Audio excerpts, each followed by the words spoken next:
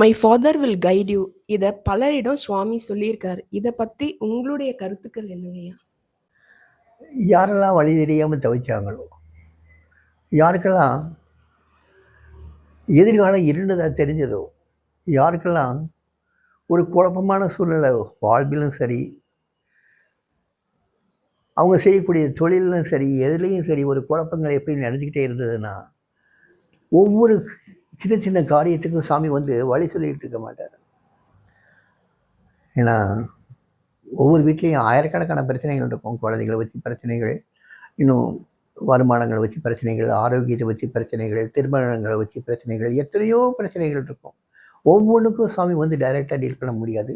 So அந்த மாதிரி ஒரு கஷ்டத்தில் வந்து சாமிகிட்ட பிரார்த்தனை பண்ணும்போது சாமி அவங்களுக்கு ஆறுதலாக ஒன்று சொல்லுவார், my father will guide you. ஏன்னா என்ன செய்யறதுனே தெரியாமல் அவங்க அடர்ந்த வனத்திலிருந்து வெளியேற வழி தெரியாமல் தவிச்சிட்ருக்கவங்க, அவங்களுக்கு வந்து யார் வழிகாட்டுவாங்க?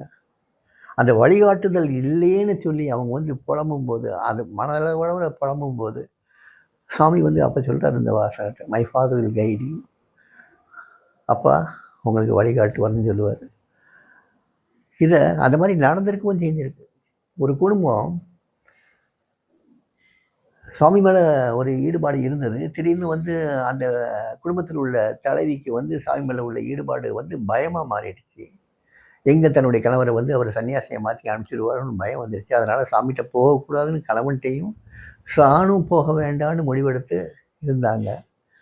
சுவாமியும் அந்த கணவன்கிட்ட சொன்னது வந்து, உங்கள் மனைவியாக வந்து என்னை அழைச்சிட்டு போங்க சுவாமிகிட்ட, அப்படி சொன்னால் மட்டும்தான் அழைச்சிட்டு வரணுமே தவிர்த்து மற்றபடி இங்கே வரக்கூடாது அப்படி சொல்லி அனுப்பிச்சிருந்தார். அதுக்கு முந்தி அவங்க சாமிகிட்ட போயிருக்கும்போது சாமி சொல்லியிருந்தார், இந்த பிச்சைக்காரனை நினச்சி இந்த பிச்சைக்காரன் பேரை சொல்லி நீங்கள் கஷ்டமான ஒரு சூழ்நிலையில் நீங்கள் வந்து குரல் கொடுத்தீங்கன்னா உங்களுக்கு உடனடியாக எங்கள் அப்பா யாராவது ஒருத்தரை உங்களுக்கு உதவிக்கு அனுப்புவார்னு சொல்லுவார். அவங்க ஒரு நாள் பிள்ளைகளுக்கெல்லாம் வெக்கேஷன் லீவ் விட்டுருப்பாங்க. அவங்களெல்லாம் அழைச்சிட்டு நாசிக் போகிறாங்க, வட இந்தியா யாத்திரை போகிறாங்க. அந்த நாசிக்கில் வந்து ராமர் தங்கின ஒரு மலை பிரதேசம் இருக்குதுன்னு சொல்லி சொல்கிறாங்க, கோதாவரி கரையில். அப்போ அந்த இடத்துக்கு போய் பார்க்கணுங்கிறதுக்காக இவங்க வந்து காலையிலே ஒரு டாக்ஸி பிடிச்சி அந்த இடத்துக்கு வந்து மலையடி வடத்தில் காரை நிப்பாட்டு அங்கேருந்து ட்ரெக்கிங்கில் மேலே போகிறாங்க. மேலே போய் அங்கே ஒரு சோனை இருக்குது, அங்கே வந்து ராமர் தங்கின இடம் இருக்கிற மாதிரி சொல்கிறாங்க. அங்கே போய் பார்க்குறாங்க, கொஞ்சம் நேரம் உட்காந்துருக்காங்க. அவங்க கொண்டு போன சிற்றுண்டியெல்லாம் அங்கே சாப்பிட்டு மறுபடியும் கீழே இறங்கி வர்றாங்க. கீழே இறங்கி வந்தால் பாதை மாறிப்போச்சு, தடுமாற்றமாகி போகுது. எப்படி போனாலும் கீழே போகிறதுக்கு உண்டான பாதைகள் தெரியலை, அடர்ந்த வனம். இதில் கொஞ்சம் கொஞ்சமாக சாயங்காலம் ஆகுது, இருட்ட போகுது, என்ன செய்யறதுனே தெரியல. இவர் அந்த குடும்ப தலைவன் வந்து எல்லா இடத்துலையும் தேடி தேடி பார்த்து பாதையை தேடி பார்க்க ஒன்றுமே அவரால் கண்டுபிடிக்கவே முடியல. குழந்தைகள் பயப்படுது, அந்த அம்மாவும் பயப்படுது. இவர் சோர்ந்து போய் ஒரு பாறையில் போய் உட்காந்துருவார். அந்த அம்மாவுக்கு அப்போ திடீர்னு சாமி சொன்னது ஞாபகம் வரும்.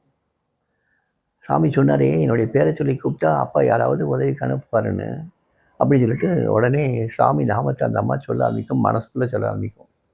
ஒரு 3 தடவை சொன்ன உடனே திடீர்னு ஒரு சாது வந்து அந்த காட்டிலேருந்து வெளிப்பட்டு வருவார். வெளிப்பட்டு வந்து, என்ன எங்கே உட்காந்துருக்கீங்க, இன்னும் கொஞ்ச நேரத்தில் இருட்டுருமே, துஷ்ட மிருகங்கள்லாம் வரக்கூடிய இடமாச்சே, நீங்கள் சீக்கிரம் கீழே போங்க அப்படின்னு சொல்கிறாரு. எங்களுக்கு பாதை தெரியல சாமி, அதான் இங்கே உட்காந்துருக்கோன்னு சொல்லி சொன்ன உடனே, வாங்க நான் பாதையை காட்டேன்னு சொல்லி கீழே வரைக்கும் அவங்க காருக்கு இடம் தெரிய வந்து விட்டுட்டு போகிறாங்க. அவங்களும் பத்திரமா வந்து சேர்ந்துருவாங்க. அதுக்கப்புறம் அந்த அம்மா வந்து சாமி பார்க்க வர்றாங்க, அது வேற கதை. ஆனால் சுவாமியை நம்பி வழிபட்டு ஒரு நெருக்கடியான நேரத்தில் வழிபட்டு நமக்கு கைடன்ஸ் கொடுக்கறதுக்கு ஆளே இல்லையேன்னு தவிச்சிட்டு இருக்கும்போது சாமி நாமத்தை சொல்லி சாமியை நினைக்கும் போது அந்த உதவி எங்கிருந்தோ வருதில்லை, அந்த கைடன்ஸ் கிடைக்குதில்லை. இதுதான் சுவாமியினுடைய அந்த கூற்று, my father will guide you, my father will lead you, my father will show you the path. இப்படி நிறைய வார்த்தைகளை சொல்லுவார். இதுதான் அதனுடைய தாத்பரியம். வாழ்க்கையில் வரக்கூடிய அத்தனை சங்கடங்களுக்கும் தீர்வுங்கிறது வந்து அப்பாவனை காட்டுவார், அப்பாவை நீ நினைக்கும் போது. இதுதான் அதனுடைய தாத்பரியம்.